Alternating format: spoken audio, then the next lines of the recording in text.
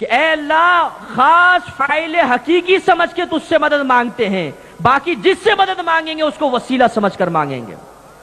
اللہ تعالیٰ کسی سے مانگ کر نہیں دیتا، اللہ سے مانگتے ہیں تو براہ راست فاعل حقیقی، معبود حقیقی سمجھ کر مانگتے ہیں، اور اگر ولی سے مانگتے ہیں، نبی سے مانگیں گے تو اللہ تعالیٰ کا وسیلہ سمجھ کر مانگیں گے، یہ اللہ کی بارگاہ سے دینے کا وسیلہ ہے، لہذا فرق ہے۔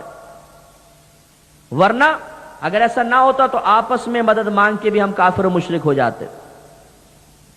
میں آپ سے مدد مانگتا، ہاتھ پکڑ کے کہتے ایاک نعبد و ایاک نستعین، مفتی صاحب قرآن نہیں پڑھا؟ ہم خاص اللہ سے ہی اللہ کی عبادت کرتے ہیں، خاص اسی سے مدد مانگتے ہیں، اور آپ مجھ سے مدد مانگ کے مشرک ہو رہے ہیں۔ کلمہ پڑھیں دوبارہ؟ نہیں، مدد بالکل جائز ہے، اس لیے کہ ہم ان کو معبود سمجھ کر، فاعل حقیقی سمجھ کر، مؤثر حقیقی سمجھ کر نہیں مانگ رہے۔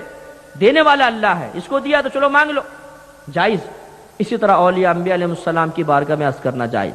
تو معلوم یہ ہوا کہ حاضر ناظر کے عقیدے کو سامنے رکھیں تو انا اعطیناک الکوثر کا مفہوم واضح ہوتا ہے، بے شک اللہ نے اپنے حبیب کو خیر کثیر عطا فرمائی، کیسے کیسے کمالات۔ نہیں مانتے، میدان محشر میں ماننا پڑے گا۔ مسلم گواہ ہے، بیان کرنے والے آپ کے نبی ہیں، فرماتے میدان محشر میں سب لوگ جمع ہوں گے۔ آخری روایت توجہ فرمائیے، تمام لوگ جمع ہوں گے، حساب و کتاب کا سلسلہ شروع نہیں ہو رہا ہوگا، لوگ سخت بے چینی کے عالم میں، بھوک پیاس گرمی، کیا کریں؟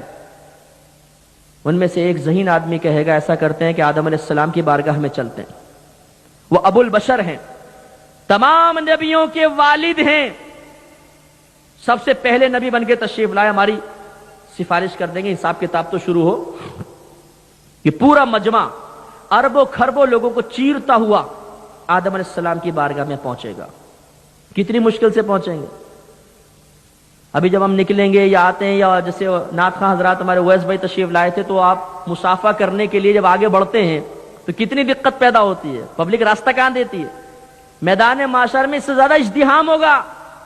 آدم علیہ السلام کے زمانے سے لے کر آج تک جتنے انسان، جتنے چرندے پرندے درندے سب وہاں موجود ہوں گے، سارے ڈائنوسارز، ہاتھی، مگرمچھ، شیر، چیتے، سب کا حساب و کتاب ہونا ہے۔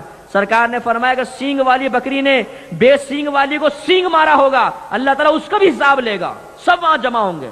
لیکن جانوروں کا حساب ہونے کے بعد ان کو سب کو مٹی کر دیا جائے گا، ماں سوا چند ایک کے جن کے تخصیص آگے کے جنت میں جائیں گے، باقی سب جانور مٹی میں مل جائیں گے، لیکن سارے جانور میدان محشر میں موجود۔ اب یہ گروپ پورا تلاش کرتا کرتا آدم علیہ السلام کی بارگاہ میں، حضور کرم فرمائیے، آپ ابو البشر ہیں، آپ اللہ کی بارگاہ میں ہماری سفارش کر دیجئے۔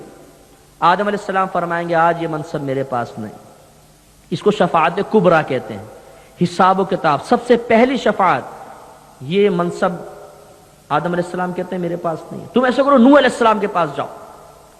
اب یہ سارے تلاش کرتے ہوئے نوح علیہ السلام کی بارگاہ میں حاضر ہوں گے، وہی عرض، وہی جواب، آج یہ منصب میرے پاس نہیں، تم ایسا کرو ابراہیم علیہ السلام کے پاس جاؤ۔ اب یہ سارا گروپ ابراہیم علیہ السلام کے پاس، ذرا تصور و منظر اپنا ذہن میں لے کر آئیں، کتنی مشقت، کتنی مشکل سے جل رہے ہوں گے سارے، لیکن وہاں تک پہنچ گئے۔ کرم ابراہیم علیہ السلام فرمائیں گے منصب آج میرے پاس بھی نہیں، موسیٰ کے پاس جاؤ، وہاں حاضر ہوں گے، حضور آپ کرم فرمائیں، وہ فرمائیں گے یہ آج منصب میرے پاس بھی نہیں، تم عیسیٰ کے پاس جاؤ۔ عیسیٰ علیہ السلام کی بارگاہ میں حاضر ہوں گے، عیسیٰ علیہ السلام فرمائیں گے یہ منصب آج میرے پاس بھی نہیں، آج اگر کوئی تمہاری شفاعت کر سکتا ہے تو وہ حبیب کبریا محمد مصطفیٰ ہے، ان کی بارگاہ میں جاؤ۔ اب یہ سارا گروپ آ کر کیا کہے گا؟ یا رسول اللہ المدد۔ آل حضرت نے صحیح فرمایا، آج لے ان کی پناہ، آج مدد مانگ ان سے، کل نہ مانیں گے قیامت میں اگر مان گیا۔ وہاں جا کر تو کہنا پڑے گا یا رسول اللہ کرم فرما دیجئے، یا رسول اللہ فضل فرما دیجئے، آج فضل کا منکر، آج کرم کا انکار، لیکن وہاں پہ زبان سے کہنا ہی پڑے گا یا رسول اللہ المدد۔ سرکار جواب میں نے فرمائیں گے کمبختو، ساری زندگی توحید کا درس دیتا رہا، آج میدان معاشر میں پہنچے، اللہ تعالیٰ اپنے خاص تجلی کے ساتھ رونق افروز ہے، آج تو شرک مت کرو، आज तो डायरेक्ट मांग लो, नहीं। अल्लाह के नबी फरमाते हैं जब वो फरियाद करेंगे मैं अपने आप को बारगाह इलाही में सजदा रेज पाऊंगा, गोया शफाअत के लिए झुक जाएंगे। मौलाना हसन रजा खान साहब फरमाते कहेंगे और नबी इज़हबू इला गैरी, इज़हबू जाओ तुम, इला गैरी मेरे गैर की तरफ।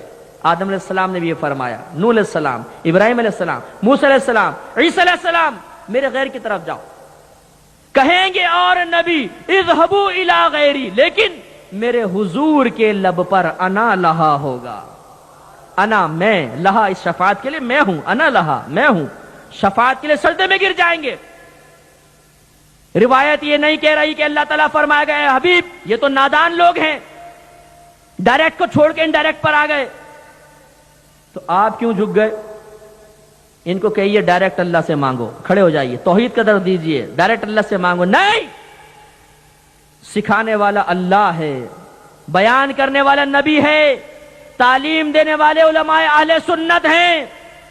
नबी करीम जब सजदा रेज हो जाएंगे अल्लाह ताला फरमाएगा हबीब अपना सर उठाइए, आज जो मांगेंगे अता किया जाएगा, जिसकी सिफारिश करेंगे उसे बख्श दिया जाएगा। तवज्जो चाहता हूं, जरा तवज्जो फरमाइए। सबसे पहले जब लोगों के दिल में ख्याल आया कि हमें किसी के पास जाना चाहिए, कोई वसीला बनाओ, यह ख्याल उनके कल्ब में किसने डाला? पहले ये बताइए कि अच्छा ख्याल था बुरा? बोलिए बोलिए, अच्छा ख्याल है बुरा? अच्छा ख्याल। अच्छा ख्याल कौन दिल में डालता है? फरिश्ता। किसके हुक्म से डालता है? अल्लाह के हुक्म से। और अल्लाह के हुक्म से क्या ख्याल डाला गया? आदम के पास जाओ। क्या अल्लाह ताला इस बात पर कादिर नहीं था कि उनके दिल में ख्याल डालता कि चलो अल्लाह की बारगाह में चलते हैं, फरियाद करते हैं? नहीं, अल्लाह ने दिल में ख्याल डाला आदम के पास जाओ। अच्छा, जब अल्लाह ताला ख्याल डालने वाला है तो आदम का क्यों डाला? डायरेक्ट अपने हबीब का डाल देता, मेरे हबीब की बारगाह में आ जाओ। पहले आदम। अच्छा, जब आदम अलैहिस्सलाम के पास पहुंचे तो आदम अलैहिस्सलाम के कल्ब में ख्याल डाला नूह अलैहिस्सलाम का। उनके दिल में क्यों नहीं डायरेक्ट ख्याल डाल दिया कि मोहम्मद के पास जाओ? सब नबियों पर हमारे नबी की फजीलत मुनकशिफ, लेकिन उनके दिल में ख्याल डाला नूह अलैहिस्सलाम का।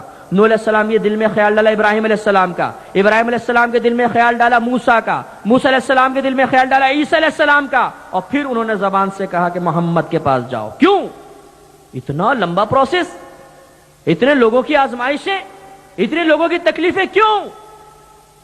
मौलाना हसन रजा खान साहब रहमतुल्लाह अलैह इसका जवाब शेर की शक्ल में देते हैं। फरमाते हैं फकत इतना सबब है इनइकाद बज़्म महशर का।